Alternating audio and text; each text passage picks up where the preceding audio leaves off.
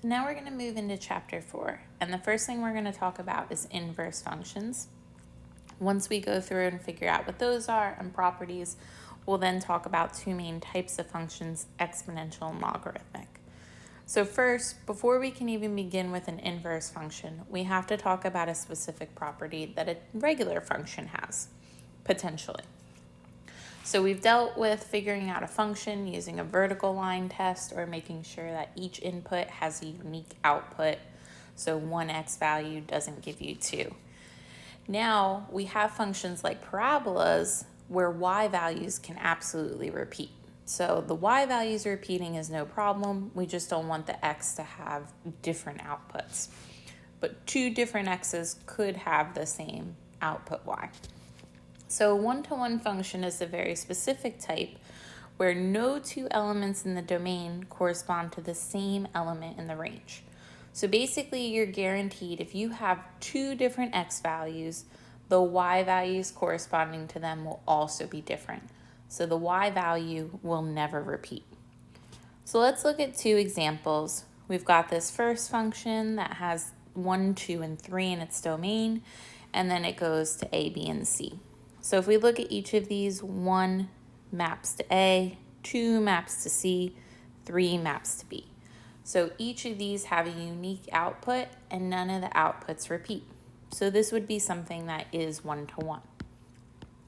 Now if we move over to the next example, 1 maps to A again, 2 still maps to C, but now I have the value 3 giving me exactly the same output as 2. So this is a function because I don't have 2 arrows coming off of my input values, but it's not going to be one-to-one because that output repeats. So now let's look at some other graph examples. So we have got our graph in the xy plane. We want to figure out from the graph, do we have a one-to-one function? So remember, if you have a y value, there can only be one x corresponding to it. So if we look at this parabola, it's definitely a function because it passes the vertical line test. But if I consider this y value here, there are going to be two different x values that are associated to it. The first one on the left-hand side, we could call x1. And the second one over here, we can call x2. So I have two different inputs that have the same output. So this is not one-to-one. If we look at the example on the right-hand side, regardless of the y value I pick, which corresponds to a horizontal line, I only have a single x value in return. So here this is a one-to-one function because each y value corresponds to a single x value. So like we have the vertical line tests to determine if something's a function, we have the horizontal line test to see if we have a one-to-one function. So what that tells us is if every horizontal line you can draw intersects the graph and at most one point, then your graph represents a one-to-one function. So that horizontal line is representing that specific y value. So let's look at this next example. We want to determine if this function is one-to-one. Again, passes the vertical line test, no problem. But now I want to see, does each y value have a unique input? So if I draw a horizontal line up here, it does only intersect the graph in one spot. But when I draw a horizontal line this way, I have 3 different x values that correspond to the single y value. So it is not going to be one-to-one. Okay. So this is going to be a very important property because that's how we're going to tell if something has an inverse. So inverse functions are only going to come about if you have something one-to-one. So the way we denote an inverse function is with this -1 notation. So f to the -1. Don't mistake it as a power. It's telling you it's going to be the inverse of the function. And the idea is the inverse function will reverse or undo the original thing. So if we have this picture, I have this x value, my function's going to output a y value. So my function is going to undo this process. So I'm going to start here at the y value. My inverse function is going to land me right back where I started. So f inverse will input y values and you'll get x values in return. Now we still want to keep it the same notation, so I want to think of inputting x, but really they were the y values of the original function. So the roles are going to switch and reverse each other around. So because of this, we have a few different notes and properties that come about with these inverse functions. The first, if you have a point AB on the graph of the original function, because the things switch, the point BA will be a point on the graph of the inverse. And again, because the roles switch, the domain of f becomes the range of the inverse function, and the range of the original function becomes the domain of the inverse. So the roles of x and y switch. The third thing is the graphs of a function in its inverse are reflections about the line y equals x. So if you think at any point your y value is equal to your x value, when you switch it, it doesn't move anywhere. But anything not on that line, when you go to switch the roles, it's going to reflect it about this particular line. And the fourth thing is something I already mentioned. You don't want to treat this notation as 1 over the original function. So it stands for the inverse. It does not stand for the power. So let's go ahead and look at a couple graphs. We want to determine whether the pair of graphed functions are inverses of each other or not. So let's take a look at this first one. If I look at the blue function, that's got the point 3, 0, and also 0, 4. When you look at the pink function, those roles should be switched, and they are, because I have the point 4, 0 and 0, 3. So those things swap, and we do get reflections about y equals x. Anything on the graph or anything on that line stays there. So these are reflections about y equals x. If we look at this next example, however, this is the point 2, 0. So 0, 2 should be on my inverse function. But instead, I have this point -2, 0.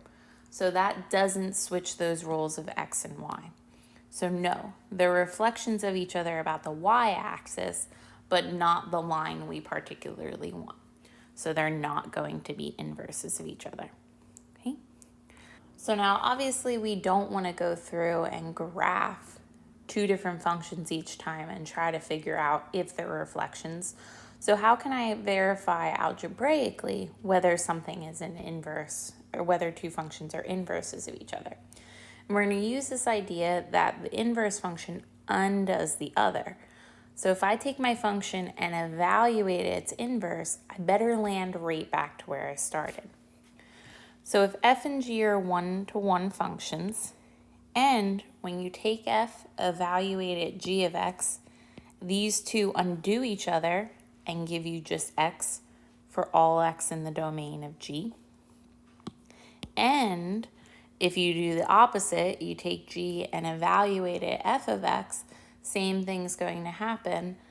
You're going to just land with just x in return. So they undo each other and you land right back to where you start. If that's true for all x in each of the respective domains, then you can say this pair are inverses of each other. So let's go ahead and try it out. Let's determine whether f and g are in fact inverses or not. So the first thing I want to do is I want to see what is my function f evaluated at g of x. So I want to take f and evaluate it at g of x. So anywhere I see an x here, I'm going to replace it by this entire expression. And then I want to use algebra to see if it simplifies to just x in return. So we go ahead and replace the x by 2x plus 1 over x minus 2 in that top and bottom. This is clearly messy, and I want to see if it equals x. So the best thing I can try to do is wipe these fractions I have in the denominator. So if I multiply the top by x minus 1, it's going to clear out the fraction. Same thing in the bottom. So I'm going to wipe the fractions by multiplying by that least common denominator. So when you go ahead and distribute this to each piece in the top and each piece in the bottom, those will end up canceling out. So you get 2x plus 1 and then 1 times x minus 1. In the bottom, you get 2x plus 1 again, and then minus 2 times x minus 1.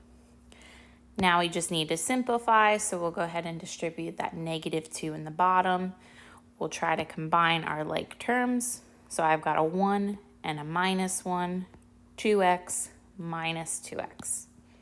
So in the top, if we simplify that, we get 3x, and the bottom is 3, and nice things happen, and we do just get x in return.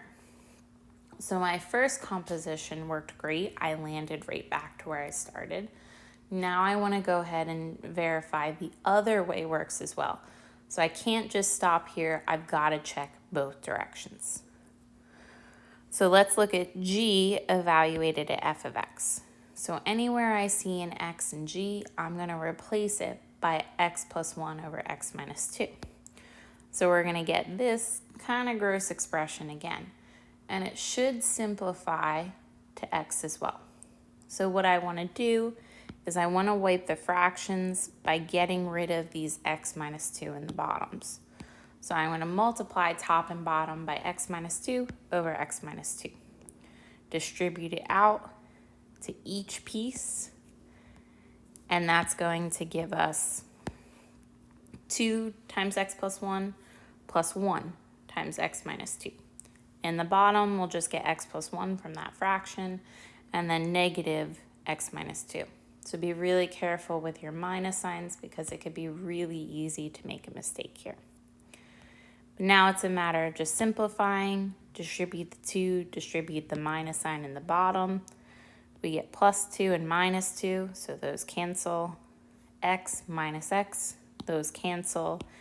And again in the top, I'm left with 3x, and I'm left with 3 in the bottom.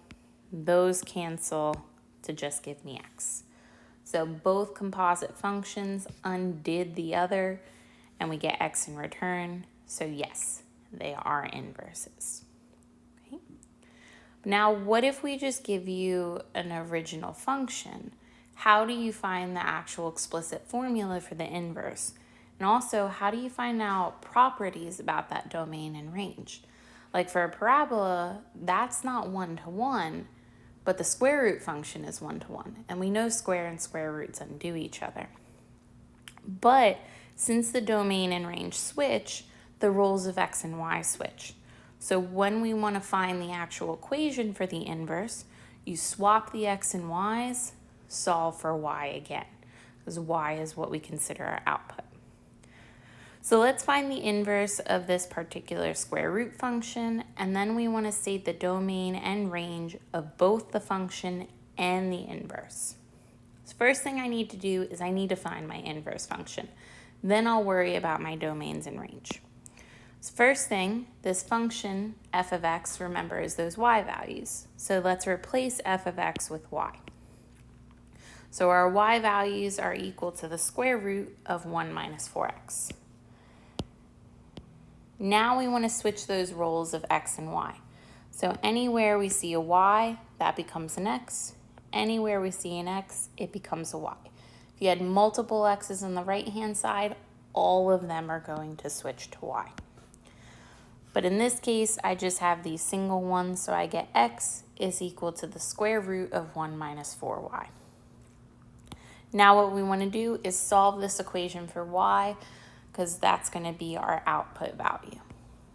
So I'm going to go ahead and get rid of the square root by squaring it, switch the roles around a bit, and then get y is equal to 1/4 minus 1/4 x squared.